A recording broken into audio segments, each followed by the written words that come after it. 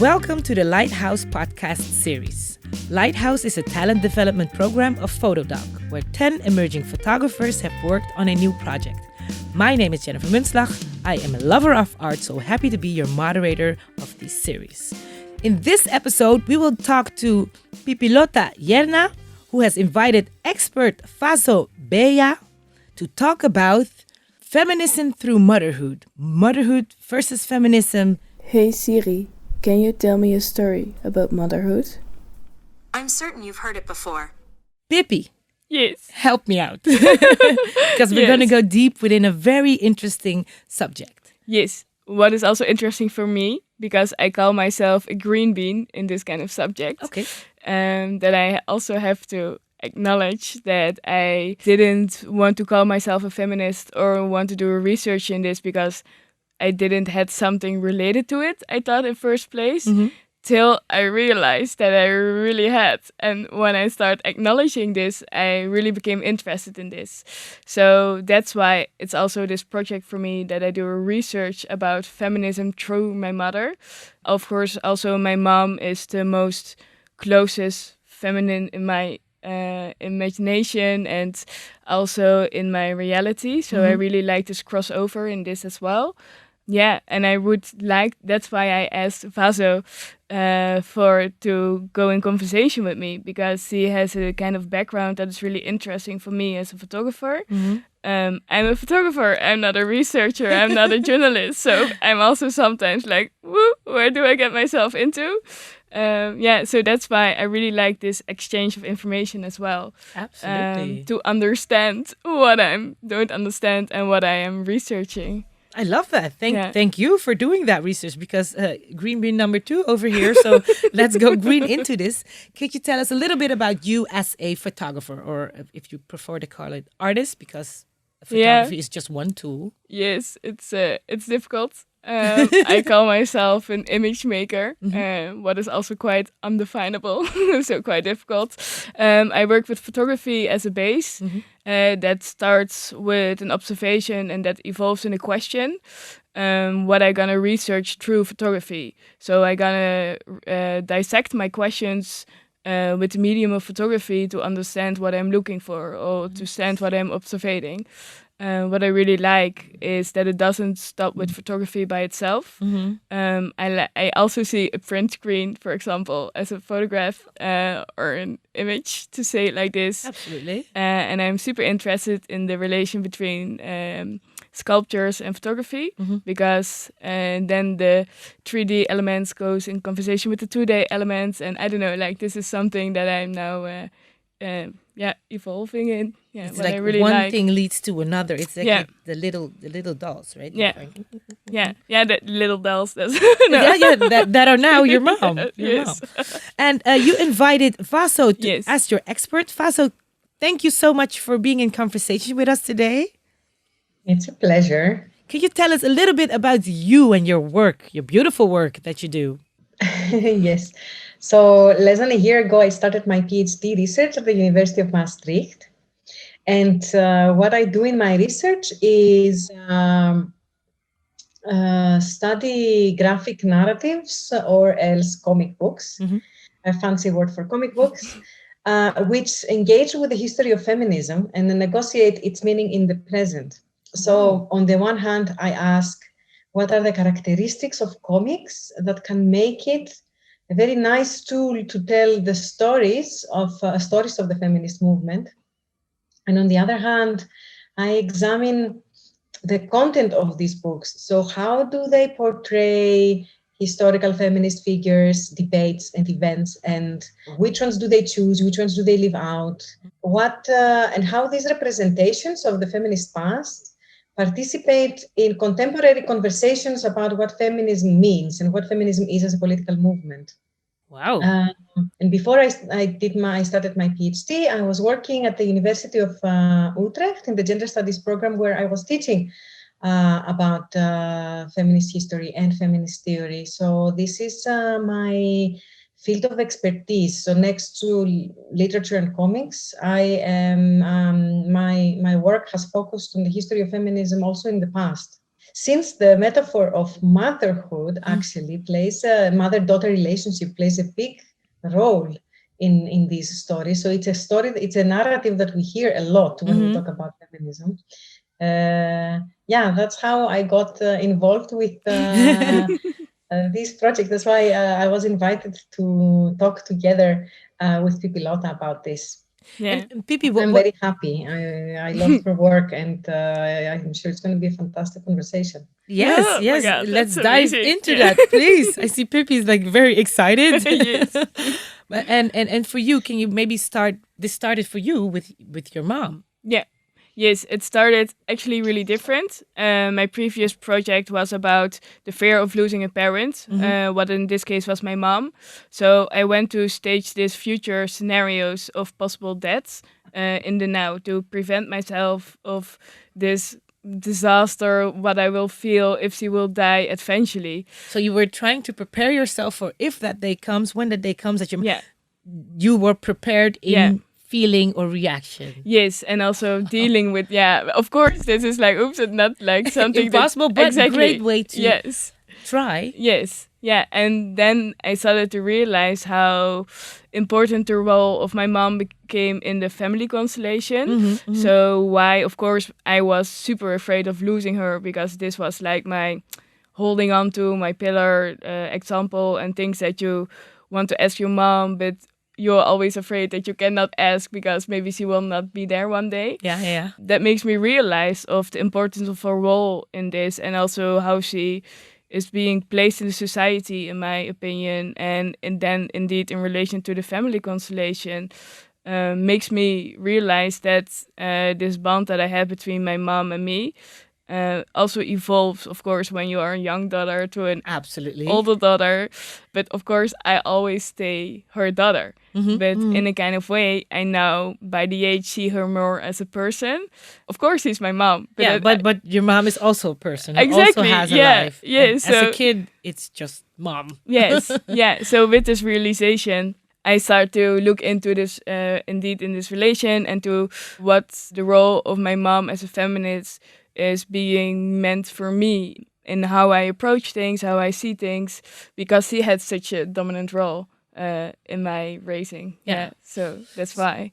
And then we pull this to the project, the role that Vasso earlier said, from a mother-daughter, that dialogue, that metaphor within feminism. Yes.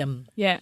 What I even wasn't aware of till I spoke to Vasso. So this was really something like these treasures that you sometimes stumble at, as when you go beyond your own crafty photography, arty bubble and pop into somebody else, where then you can translate this photography to, into a research. And that I really like this information because it also triggers me and to understand better for me what I'm doing or what I'm aiming for. So I was really interested when Vasso went to tell me about this mother-daughter relationship as a metaphor for the feminist movements. So I don't know. It's for me that was something that I wouldn't stumble up myself or wouldn't understand myself. I still don't understand it fully. But also it makes it accessible for people from the outside to step into this subject. So if Vasso wants to tell maybe something more about how this metaphor is being used in the movement, that would be great. Yeah, so this particular metaphor, there are quite a few metaphors that talk about the feminist movement. The wave metaphor, the waves metaphor is one of them. There's a first wave and second wave and third wave and so on. Yeah. The other one is that of familiar relationships, intergenerational relationships between women who are mother and daughter, basically. And this is very, very common. So already in the second wave of feminism, so to speak, so the feminism in the 1960s and 70s, women, very many feminists would say, we are the daughters of these women who fought for the vote, and now we come back and we want to ask for something more. And likewise, third wave feminists would say, We are the daughters of the women who fought for the elimination of racism in culture and in daily life. And what we add is this extra layer of extra complexity. We bring intersectionality, we bring queer theory, which also questions, brings feminism even further by questioning some of the assumptions of the second wave about similarities among women, etc. So there is this metaphor, and it's very, it's ubiquitous. You can find it everywhere. So when you say, Pippilotta, that then you didn't know about it, I'm sure on some level you must have encountered this metaphor. So even if you are not aware of it, you must have seen it in culture, in songs, in demonstration banners, somewhere you may have seen it. And of course, that's also the work of the artist. It's somehow you catch some cultural things that might not be very explicit, and you filter them through your work. You don't have to know them, like rationally. You don't have to know how to call them, or you don't have to know them through your university work or whatever. Yes. You catch them, and then you can see them in your work. So this is a very powerful metaphor, as I said, in the sense that it has been around for a long time. It's very useful. And it's useful because what it does to the people who say, I am the daughter of these other feminists, is that it gives them an authority and a location from which to speak. And that means that, I'm not alone. There is a line, there's a tradition, and I am part of it. And this is where I stand in this line. So I stand in this generation. And that means that there are similarities with the women who were before me, the feminists who were before me, the feminists who were after me, but there are also the differences that have to do with a particular location where I am right now in space and time. Of course, yeah. Of course, like all metaphors, it's got its limitations, so it's got its cons. Can you give us an example of one? Relationships, you give a very simplistic representation of relationships between feminists, because feminists have informed other feminists' work, younger feminists' work, not because they were their mothers. They could have been their lovers, they could have been their friends, they could have worked together as comrades in certain political projects. And when you describe this relationship as like biological or as a familiar relationship, you just give it a certain kind of, you present it as one thing, whereas it could have been many other things. Yeah, true. It also has this element of ageism in it in some sense, because when you say we are the daughters of, you're also saying we are the young blood. That means that we are the fashion. The mothers are out of fashion. It was a bit, it's passe. We bring the new thing. We know better. Like there's this linear progress kind of thing in suggested in it. And very relative for me. I can. I also have this towards my mom. But it's super bad, of course. But now you say it. It's part of the narrative. Then of course I don't want to put her lower than because he has way more experience and he comes out of another time zone, but at the same time area. But at the same time, I but it's 2021. It limits to a certain box, or it limits to a certain time, or whatever. Indeed. Yeah, that's the point. So if you talk about a mother, you will say she has more experience, so you put her on a pedestal, like exactly. in some way, in some way, maybe she knows better, or you can say. She doesn't have my experience. I live in a new world that she wasn't young in it, so I know better. So it's really, it creates a certain kind of conflict or a certain kind of hierarchy, no matter who is the one who knows better. And it's part of the story. It doesn't have to mean that everybody looks at their mothers in this way, or everybody looks at feminisms of the past in this way. In reality, like we read the old feminists, we are inspired by them, no matter what. Absolutely. There's also another thing that I would say is a negative, a negative aspect of this metaphor, and this is an assumption of similarity of gender and class and race.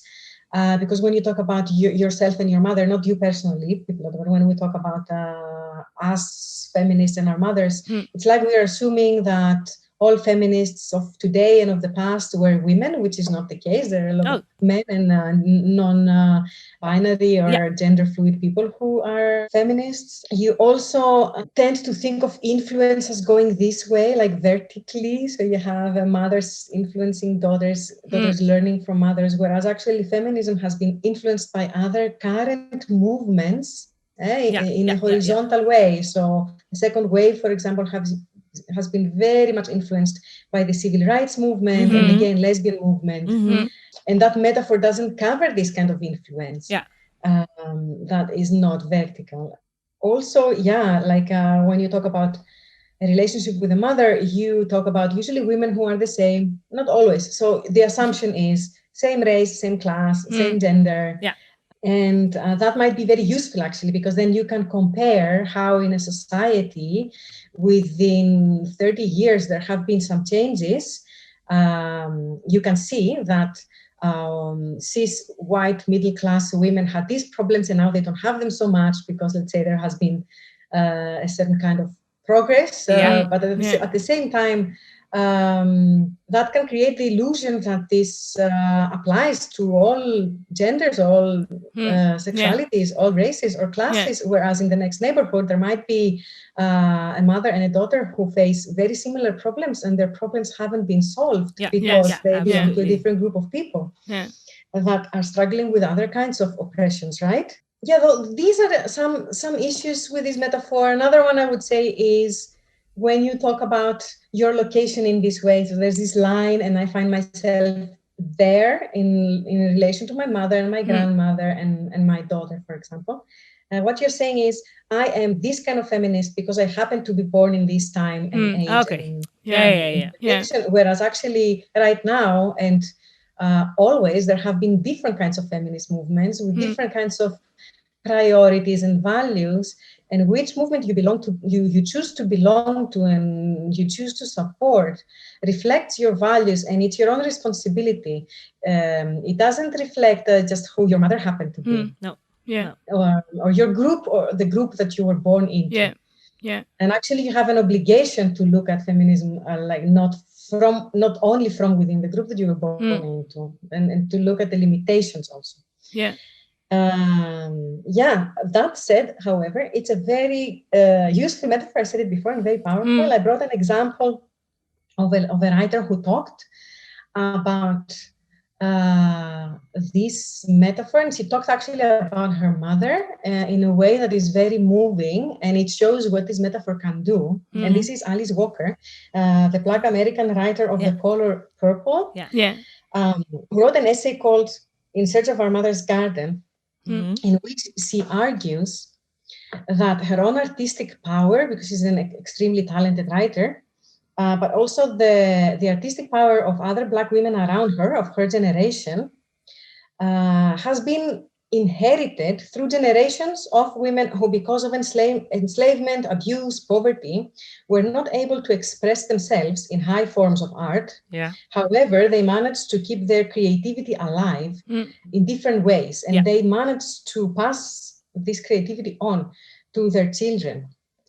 And what Alice Walker wants to say in this essay is that, of course, she wants to pay tribute to her ancestors, right? But at the same time, she also wants to say that this power that I have in me, and this creative power and the activist power of feminist, and that makes me who I am, and also makes the world a better place, is not just mine, but it's a greater spiritual thing that gets passed on through generations of people who managed to pass it on in spite of difficulty. So that's a very good example of how you can talk about motherhood and daughterhood in a way that is empowering. Empowering and less excluding. Exactly. Within a certain frame. And that is also what I really also learned from her, because of course what I told you, I'm a green bean and I'm like working around in my own bubble, and sometimes it's really hard to like zoom out of this, but also this awareness by talking about it and how it indeed can relate to different kind of genders, what you say, and how it's being used as this metaphor for different kind of structures. I think it's so interesting for me, and I don't know, like it also gives this light bulb moment, like so, oh wow, there is so much going on with it. I'm like, oei.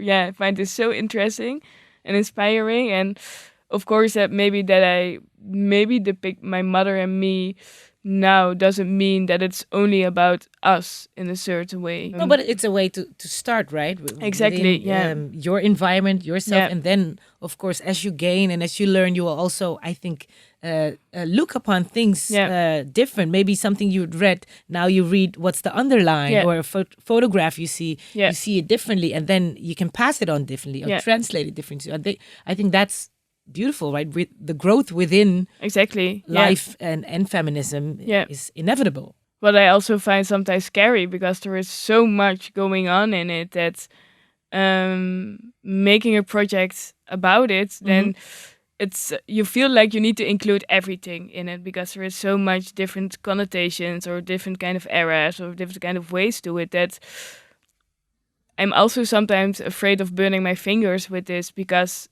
I'm not able to capture everything. So then it's hard that you want to tell something about a certain kind of subjects, but also are aware of not able to tell the whole story in it. Because you don't maybe either not know the whole story or it's not your story to tell. Exactly. Can you relate to that, or do you hear what Pippi is saying, Vasso? Yeah, of course. So when I see Pippi's project, I can see that she is reflecting on her own awakening as a feminist and her own understanding of herself as a woman or a feminine person and that she does through her relationship with her mother, which is a story that is simultaneously very personal to her, but also it's a story that a lot of other people have, that they have learned through their parents, about how they can be a certain gender or how they can be feminist or, a different kind of political identity.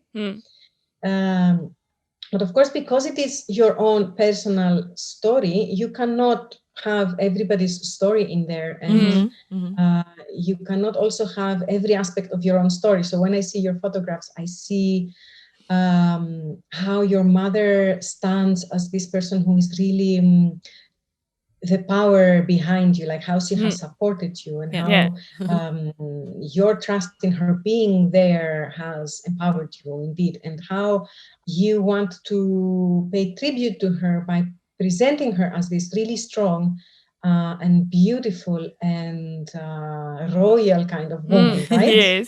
Yes. In my opinion, she's the queen of mothers, but I think that's because of my position as a daughter, of course, that I see her like that.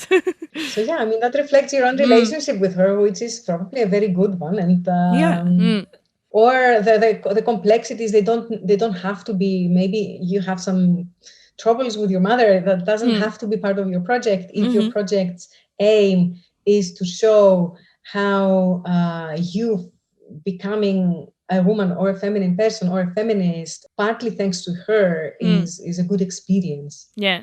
And that's if that's what you have to say, that's what you have to say. How does your mother? Sorry to interrupt, but I'm wondering, how does your mother feel about her role in your project, that you place her on this pedestal and are even trying to get her on a higher one, right? Yeah.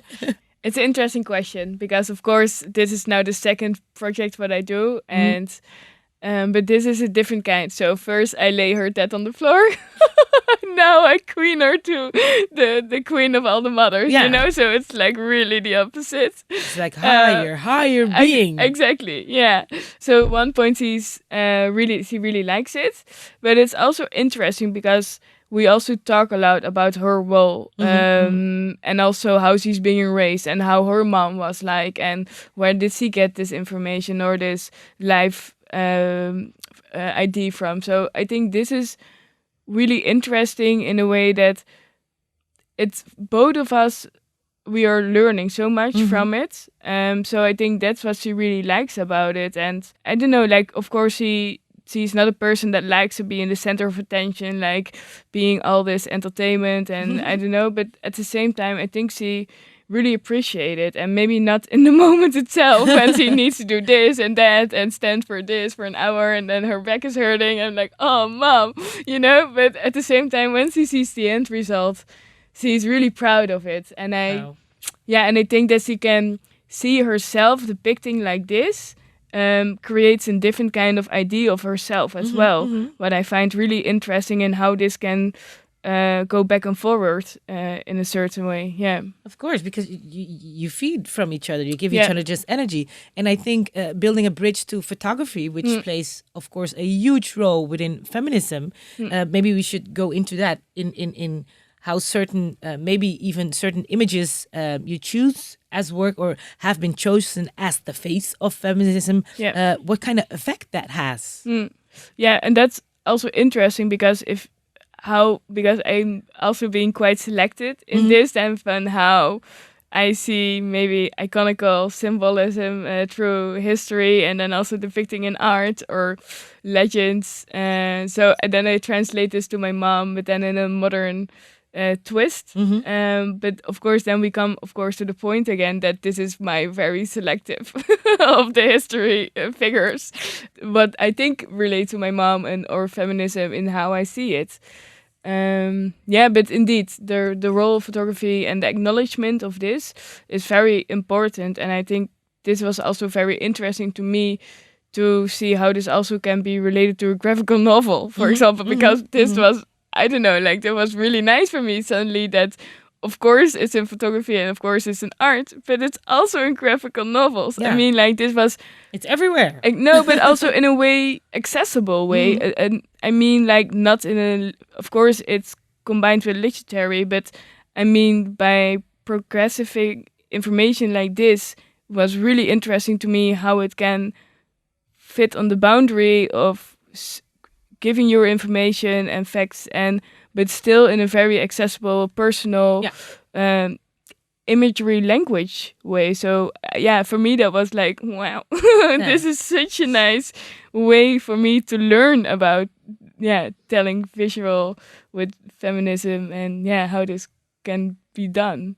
Because sometimes it makes it maybe easier to digest or even a more fun way sometimes because it easily could be pages full. Exactly, yeah. But sometimes when it's drawn out, I see what I want to see, relate to that, translate it to my vision, and sometimes grasp it faster, maybe even. Or in a different way. Absolutely. I mean, like, for me it became accessible through photography. So, of course, it can be accessible by graphical novel. And what if you combine this? And we're like, I'm super excited in that kind of way of approaching people or, engaging with them. And indeed, the role of photography in this well and momentums that are being created and being remembered as a key point, but how this can be served. And of course, my project will not be like this, but it can add up to this idea of it. So I think this is a really nice aim already. Yeah. Yes. Yeah.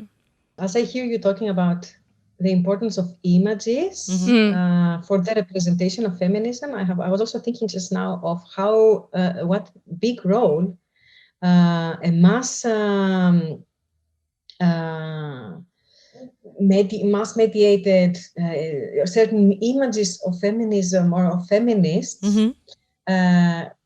played in the construction of the identity of the feminist movement, already from the first wave when you have the suffragettes who fight for the vote, sometimes in a quite violent way, protesting, burning things, and how images like photos and cartoons in widely distributed newspapers aimed at showing them as somehow non-feminine or as aggressive, very hard, angry women, really creating a stereotype of a feminist that has a good aspect and the bad aspect, because of course these images were also claimed then afterwards, reclaimed by feminists who said, yes, we do not have to be dainty ladies, we can be strong.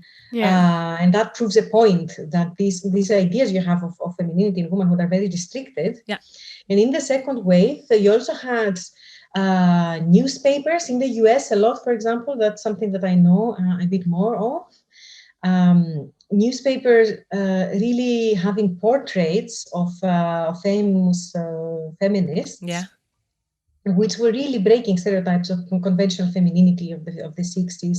So they didn't have any makeup on, or they were wearing men's clothes, or and representing the certain subculture that was not just feminism, but the leftist movement, civil rights movement. So breaking with conventions, and one of these conventions was mainstream femininity. And that was meant often to be, to ridicule feminists in mass media, but then it ended up being actually empowering for women who realize not everybody has to be, or not everybody has to perform their gender in a certain way to be a respectable person. Precies. Exactly. And it's interesting in the novels in the graphic novels that I read, of course, the artists take these images up. So because they talk about famous feminists, so it's easy to trace their images online or in archives. And you can see the representation of these women very much quite realistic, like as they were. So you can see in images how they broke the codes of certain, of dress, of behavior. Yeah, so this is the powerful thing about feminist comics also. Already from the 60s and 70s, you had a lot of cartoonists who were creating these images of non-conventional ways of being a woman. And for example, Alison Bechdel, who's a very famous cartoonist who was writing this comic strip for 25 years in the US called Dykes to Watch Out For. She said, I created these images of lesbians, and there are different kinds of lesbians, so butch women, femme women, trans people, women like white women, black women, Asian women, women who you would not really see in magazines, and their relationships they had with each other, their politics, the way they lived, the work they did, and she said, we didn't have these images so much in mainstream media, not without them standing as somehow ridiculous. And I wanted to create these images, and she was not the only one. So these images became mainstream, and they have influenced. I mean, they reflect the certain subcultures, but they also influenced them. They created a lot of now younger generations of lesbians or feminists will say, I saw these images and I recognized that there is another way of being out there that I did not know. Yeah, absolutely. But that's really interesting, because if I can react on it when you say this, then, for example, I was not familiar. Of course, there is a very big this mother-daughter metaphor to come back to it, but at the same time, I didn't consider mothers as feminists in the first place because I didn't saw them so much represented as feminists or in demonstrations or in media or in photography, for example. So maybe that's also why where my research had started in how to be a mom and a feminist and to have children and to work. I don't know, like all this kind of elements. So this is also why this was, I think, very unknown for me, because I didn't have anything to grasp on too. You saw it more as a separate thing. Yes, exactly, as not something that would go along with each other. But when I now say it, it's like, of course. But before I just it didn't click somehow. So I think this is also where it for me started in a certain way about this representation or not, or maybe that I thought something was missing in this relationship. And also that's why I think she, for example, she wouldn't call herself a feminist. She would call herself a mom, as in a basic sense of common sense. So that's what I find very interesting, because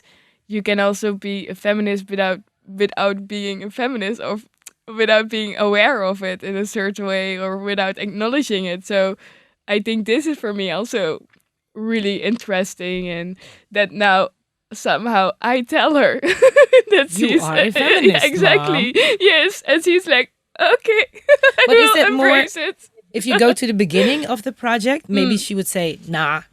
But now that y'all have got comfortable within this conversation, Exactly. she has gotten used to the pedestal she's been put on. Would she now easier say, oh, yes, I am a feminist, or I'm also a feminist? Yes, I think she would less hesitate about being herself in this, I don't want to say frame, but maybe she consider it like that. And I say to her, like, but you don't need to behave differently. Like, you are fine in how you are. You don't need to go suddenly to demonstration to say something very extreme or to be, I don't know, like, of course she is very aware of for the rights that she still have to go for, and how difficult it maybe can be for being a mom and raising children and things like this, and being the financial support as well. But she all took it for granted without saying, I'm a feminist and I'm facing some oppressions, but I will not see them as oppressions or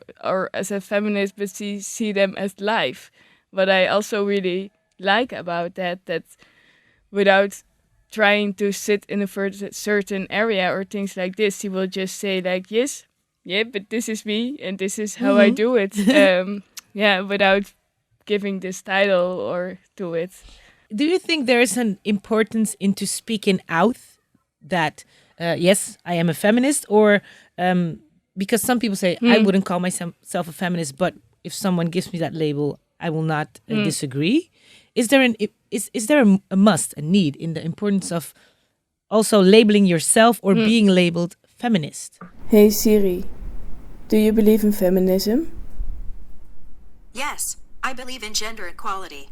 Everyone deserves to be treated with love, dignity, and respect. I think that because feminism has had different meanings, or we might associate it with different things, not everybody will be willing to say, yes, I'm a feminist, because they might think, oh, there's this kind of feminism that I know about that I cannot identify because I have some disagreements.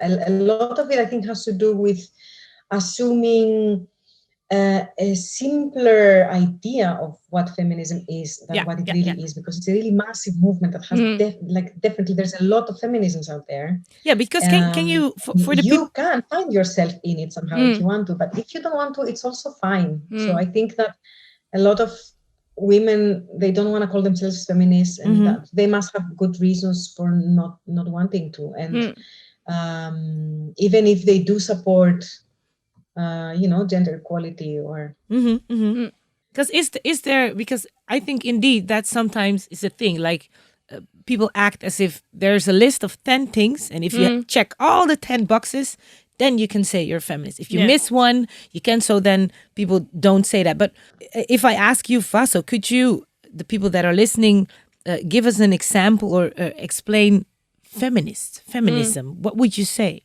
Yeah, I mean, I wouldn't say there's 10 things or 5 things, because that would just be my own understanding of feminism. That might be just very limited. Yeah, I think I'm that's... sure there's lots of feminists out there that call themselves that, and they don't meet my criteria. And that's also interesting. My criteria is very good. So yes. Who am I to decide for others? So that's a thing. Yeah, but absolutely, I think that's indeed the thing, because everybody presumes it in their way and executes it in their way, understands it. But also, as we stated before, you also grow, and if correct in life, you grow. You gain information, you learn things that does something through you, and hopefully for the best. And then, what it does for you and your art or your mom, the future will decide. Yes, that's also true. But it's also quite a really nice, uplifting idea in a certain way that, but that's maybe my difficulty as a person, that I think, like, when are you in the position to touch on a certain subject, or when are you having the criteria to go something? Do you need to experience it first yourself? Do you indeed need to check all the boxes before you can do it?